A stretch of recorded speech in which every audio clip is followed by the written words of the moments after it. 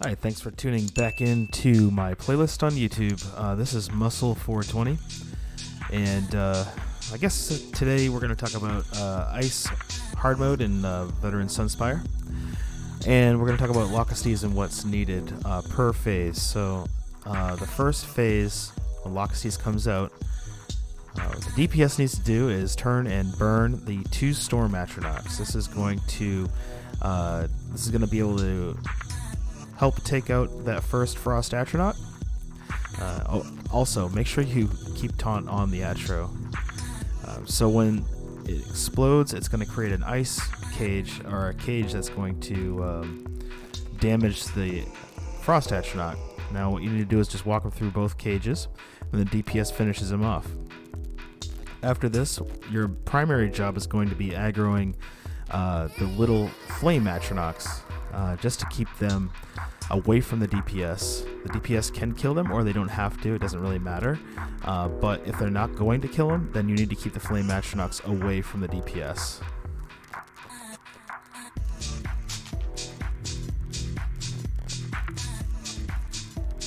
Now, every time there's an ice cage called, Ice 1, Ice 2, Ice 3, that sort of thing, in hard mode there's going to be 2 ice cages. If they're close enough together, one DPS can grab them while all the other DPS focus on the boss. This is essential to pushing the boss to flight phase. Flight phase happens, 2 more ice Atros will spawn.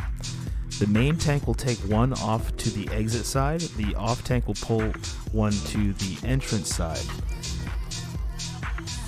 The main tank will take care of his Frost Atronach first. Once that Frost Atronach is taken care of, the team will move over to start DPSing the entrance side.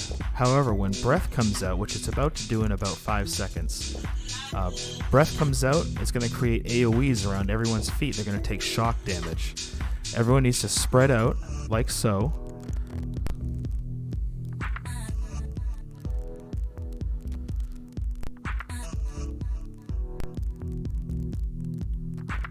Until they're fully healed through. Once they're healed through, everyone can move back in, and the fight resumes when the cages come up. Now you're going to get one Frost Atronach again. You're going to rinse and repeat for this phase.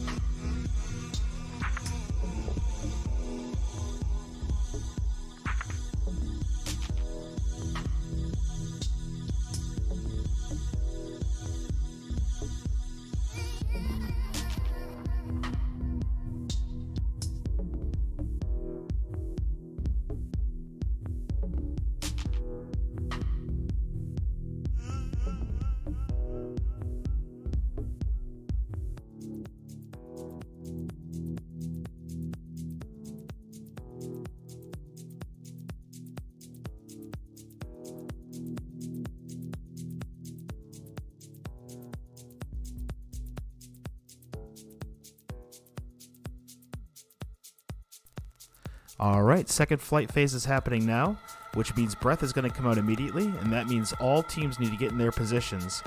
Now, 2 people cast barrier. That was a tank that cast it and also a healer that cast it. That's going to get you through the breath.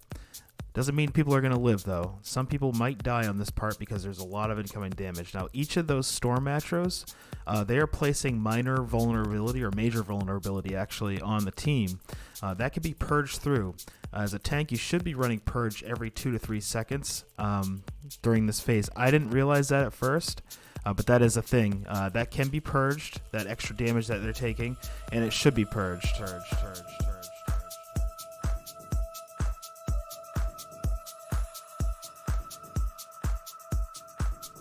Alright, we're back here now. So the main tank is taking care of his Frost Atro. That does take first priority. So main tank's Frost Atro is going down.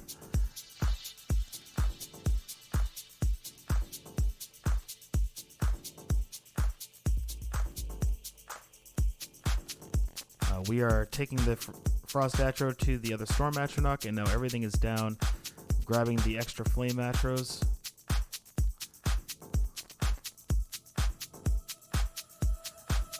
And we are basically at the rinse and repeat part of this. So again, that's what we're doing. We're rinsing and repeating. Killing the Frost Atronach as it comes out. People are taking their cages as they need them. We are making sure that we keep those flame Atros off of the tank and off of the healers.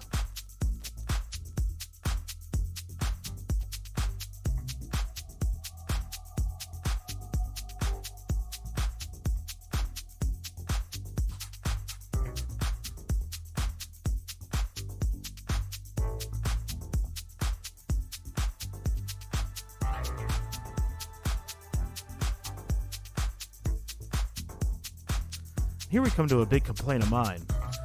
Why would they put a Storm Atro that you need to kill in order to kill the Frost Atro on his slap wing? And why does that seem like that happens more often than not? That's a question I have for Zos. Anyway, hopefully your team is smart enough to get the res fast. That way you can begin doing your job as the off tank, which is keeping the extra damage off of everyone else.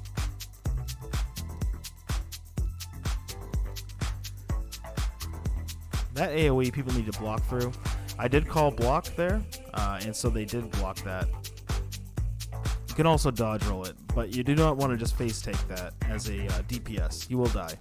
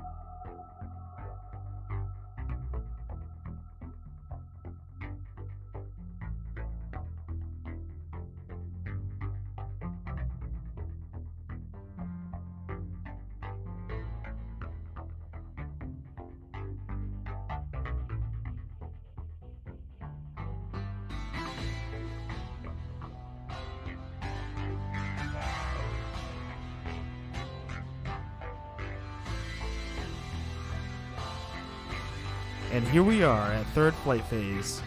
Now, one mechanic I did not explain so far is that Yelnahkrin's flying around in the background. What Yelnahkrin's doing is he's putting down his fire spit, and that's what those fire atros are coming from. So if you see the fire atros spawn, then you know that you're right in the middle of something that you shouldn't be in. So anyway, we're doing the split thing again. The main tank has a Frost Atro all the way across the room. I've got a Frost Atro on the entrance side of the room. Main tank is taking care of his Frost Atro first. Mine is going to be second.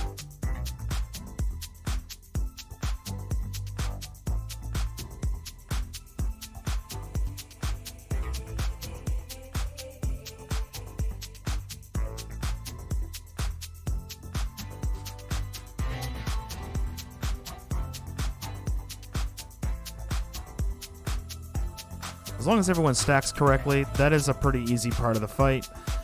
So anyway, once all these Frost Atros are dead, we move on to Execute. Execute phase is pretty fast and furious. For an off tank, all you need to do is just hold the Frost Atros and live. That's it.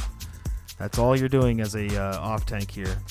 The DPS need to stack up after they get the reses, and they can either DPS the Frost Atro or not. It really doesn't matter, because you're going to be holding everything until the boss dies. So this is when it's really a test for the off tank here, just to make sure that you can do it and that sort of thing. I would recommend wearing maybe a sustain set. I'm wearing Ebon Alkosh because that's what I wear.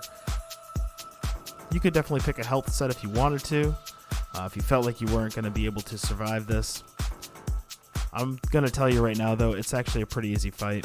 There's not a whole lot of difference between hard mode and normal mode. The biggest difference being the 2 ice cages.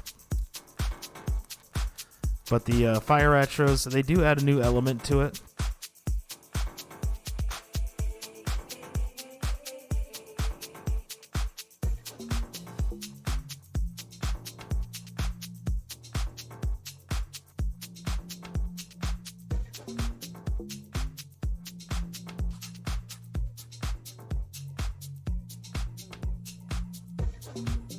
As you can see, things got a little bit crazy there. We did recover, which was nice. Things did get quite crazy, though.